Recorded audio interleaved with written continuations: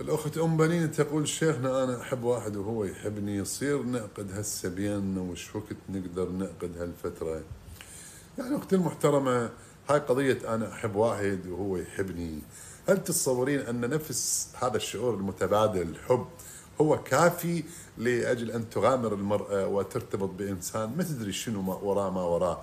يعني نفس الشعور يا أختي المحترمة هذا مو ضامن للاستقرار وضامن لأن تصون المرأة نفسها.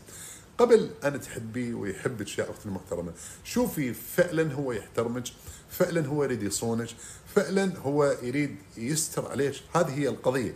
وإلا أحب ويحبني، يعني أنت شوفي تجارب الحب يا أختي المحترمة كم منها نجح وكم منها فشل. يعني اذا تسوين احصائيه، ولو ماكو احصائيه دقيقه، لكن احنا نشوف الناس اكثر هذه العلاقات اللي تنتهي بالزواج اصلا تفشل او اصلا لا تنتهي بالزواج. فيا اختي المحترمه، بدل هذه الرومانسيه كما يعبرون، شوفي اكو احترام، اكو جد باقامه هذه العلاقه حتى يصونك وتصوني ايضا. اذا هكذا لياتي من الباب لا ياتي من الشباك، خلي يخطبك وان شاء الله بالتمام والرفاه والبنين.